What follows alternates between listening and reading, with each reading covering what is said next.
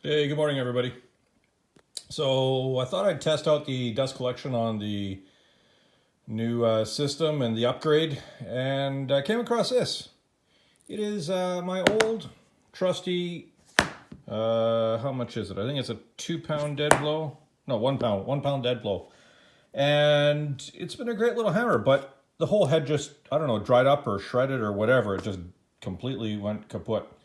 So I think I'm going to convert this into a nice dead blow wood mallet. And I have a whole bunch of this old oak pallet wood. And it's just sitting there. I got S3S on it. I was able to thickness plane it and joint one edge. So I think what I'm going to do is come up with a appropriate size, cut some blanks, much wider than I really need, hollow it out so that the stem and the head will sit inside the wood, make a little cavity for it, probably fill it up with some epoxy, seat it in there and glue it all together, and then maybe put some dowels through, and then face the ends. That's my plan anyways. I'm going to work away at this and see what I can come up with. All right, so the two halves of the block are gluing up now. Once that glue is set, then I will trace out for the hammerhead. Try and get it as close as possible. I don't want to fill it up with a lot of glue. And then smoosh some epoxy in there. I know that I think PVA, Type Bond, Gorilla Glue, or whatever, like the normal sort of carpenter's glue is best with oak. But I think this middle layer is going to have to be with epoxy, because just the way it's going to be done with sort of that filling up that void where the hammerhead's going to be. Anyways, I'm going to keep working on it. That's going to be the tricky part, is drilling out for the hammerhead using probably some Forstner bits and then maybe a little bit of probably a little miniature drum sander and a drill. Don't know what else I might use. I'll work through it. Alrighty, so the blocks of wood have glued up, and it's all set up for making the relief inside the wood blocks, one on each side, so where the hammer head will sit in, and then the shaft will come out back here. So what I need to do is find a way to machine this out fairly consistently down the center. So I have my fence set up at the drill press. I've drilled a series of holes. This is where the head will sit on either side, and I'll just clean out this with a chisel as I need. So I'm starting off with my 1-inch Forstner bit. I've drilled a series of holes. Now I've used my clamps so I can register the stops where the holes will start and stop. So as I move down in bit sizes, so that it'll create a nest inside of here for the handle, it will allow me to, come through nicely and keep them on this center line, which is where the center of the head will sit. So I'm going to work on this part of things. Again, some of this I can clean up with a chisel and a sander and stuff later on, but this is just going to help me rough it in so I can get pretty darn close. Okay, so I have used a number of different Forstner bits and just stepped it down and kind of created a little bit of a curve in there. I'll have to clean up the ends or whatever with the chisel, but that'll be fairly easy. Otherwise, that worked out pretty good. So let me hack away at that with those newly sharpened chisels of mine and see if it fits. Alrighty, we went from this to this with a little bit of chisels, my rawhide mallet, and a little mini drum sander. So chisels got me most of the way. The little mini drum sander, got the curve on the bottom just refined a little bit. Man, working with sharp chisels sure does make a difference, especially on this super old, hard, super dry oak. It really does well. Yeah, it's rough. I didn't even try. I just whacked it out as quick and as easy as possible. It's going to be inside the mallet covered in epoxy, so not so worried about how clean it's going to look. Otherwise, I would have taken my time. So it's coming out nice. Now just to do this one. Well, other than some minor alignment issues, being, I guess, my slots are not exactly perfect, I now have that head encapsulated in a block of oak. Let's open this up here. There we go. So I kind of botched where I put the hole for the stem up, but you know, if it's not butchered, I haven't made it. Same with here, I had to kind of file and grind it out a little bit, but now it fits together quite nicely and the handle holds in there really well. And on top of that, where I cut the handle off works perfectly and you don't see any holes. So, time to mix up some epoxy, squish it all together, and wish me luck, guys. Well, I masked off the handle, so if epoxy gooped out, that would be not all over that part. Filled it up as best I could, squished it out. It's a good bit is leaking out there. Filled up both sides of the mold, plopped it in quick. Good bit leaking out. I got a couple, I got my 3 clamps on there as hard as I can squish them. I'm using old clamps in case it leaks out and gets all over them. The only issue is my epoxy's a bit old and my hardener wasn't coming out quite right. So I hope I got the mix right. If not, then I've just made a goopy mess that's ruined everything. Kind of par for the course for me. Other than that, let's see how this does. All right, guys, good morning. It's just after 6 in the morning. I had to get up with the dog, so I thought I'd trundle out to the shop here. I think we lucked out. It's hard. It's all cured up, all good that way. So later on tonight, I will take it off of the clamping. I could probably take it off now. It doesn't matter. It's just too early. I don't want to think about it. And we're going to go to it, see if we can make a hammer-shaped object out of this. Catch you later. All right, back from work. Time to get working on this little project. Now, this thing's got some heft to it. Probably too much heft. So we need to figure this out a little bit more. My first thought is on the top here, I need to make that flat. So then I can cut some bevels on the 2 ends here. So this is going to be hitting the edge sander. Now I know why I got one of those things. I'm going to flatten that off and then take the chop saw to this. So let me set things up and we'll go from there. Okay, here we go.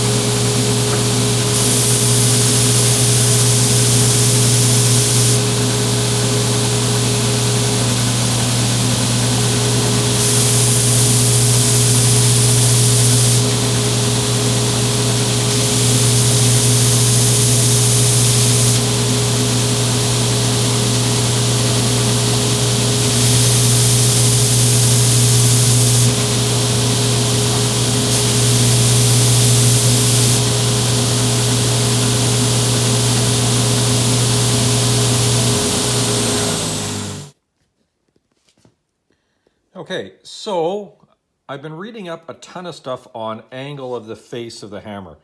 So just a straight face like this means that I have to kind of twist my wrist a little bit. It's in a bit of an unnatural position, a little bit more down. My natural position where if I'm going to hit something, I want my wrist locked like that. So if I look at that angle there, I think that's good if I made it flush with the table. I might make it a little bit more because I think I might have my hand up a little bit higher. Like, you know, like if I'm going to hit something like a chisel up here or something like that, it'll be at a higher angle. So I might need a little bit more on that. So I'm going to do some measuring and kind of adjust how it feels comfortable to my wrist. I think that's the whole thing. There is no perfect angle. I think you need it comfortable with your anatomy, your sort of how your wrist, how your elbow, how your shoulder all moves together. So I'm going to work on that a little bit, kind of come up with my angle and then set the saw, and we'll go from there. All right, so how I did this was I just figured out what angle worked good, set a flat piece of stock in front of it, drew a line on the face, and I'm going to cut it at that angle here. I'm going to do two different angles because this is going to be used in a couple different situations here. So I have one on that side for a little bit higher angle. I have this one. I'm going to use the more shallow line for the second angle. So one can be for a certain position, one for a different position. Let's give that a shot. So there we go. We have just about a 5-degree face on here and about 15 degrees on that. I tested it out with stuff at a working position, swinging from my shoulder.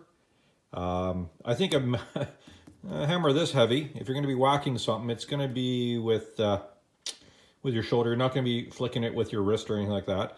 That's more of a tiny little mechanics hammer.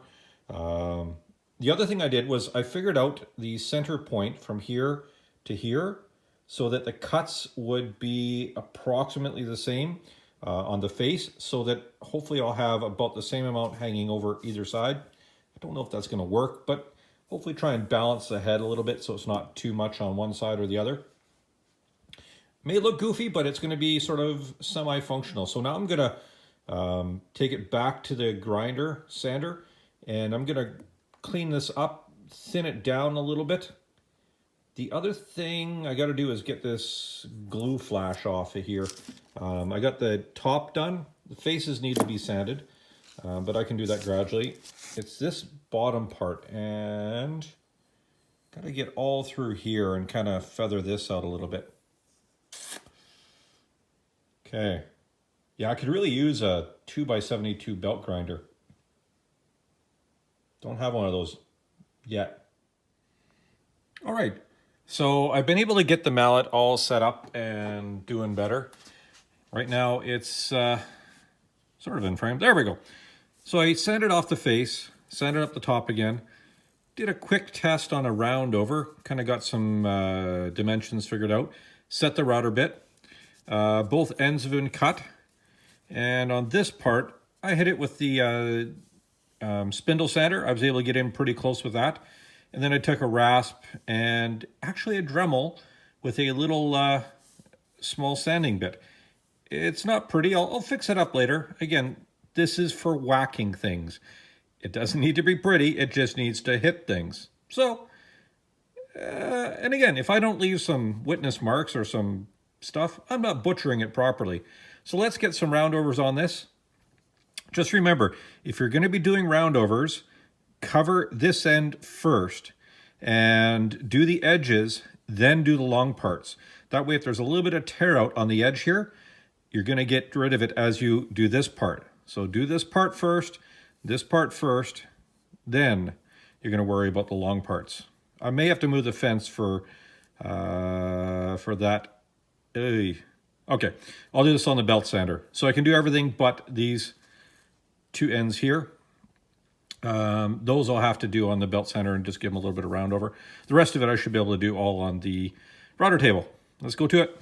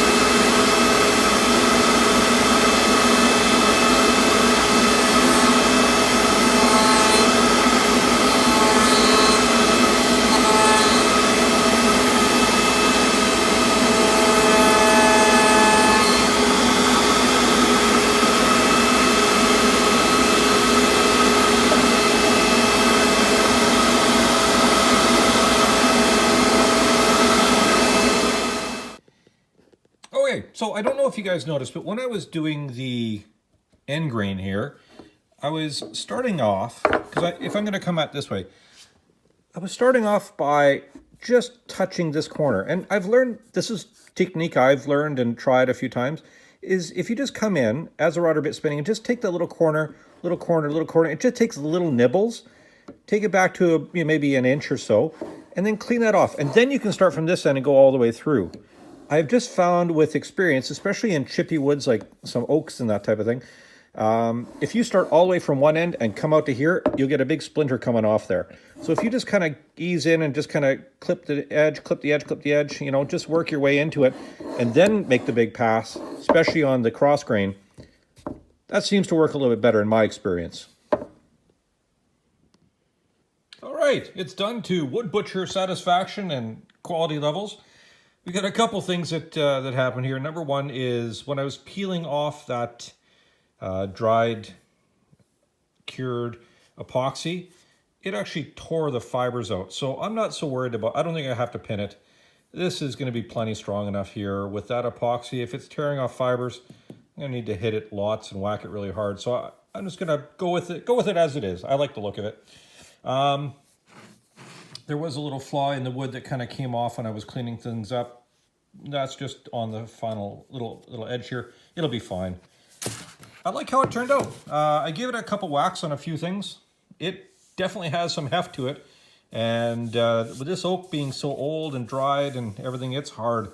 No movement in that. Again, with 4 layers all glued together, it's not going anywhere. There's a little bit of burning I got from the edge here, but that's okay. I went over all the corners with some hand sanding and smoothed them off. I'm debating if I should put a leather face on these or not. Not 100% sure. I can always do that afterwards. If I don't want it, again, it makes a bit of a mess trying to tear it off and then sanding it down. But I'm pretty happy with it. I gotta find some kind of logo or something to put on these things. I don't know. It's always a good day when you get to spend some time in the shop. Take care, everybody. Be safe and get out there, do some woodworking, make your life better. Have fun.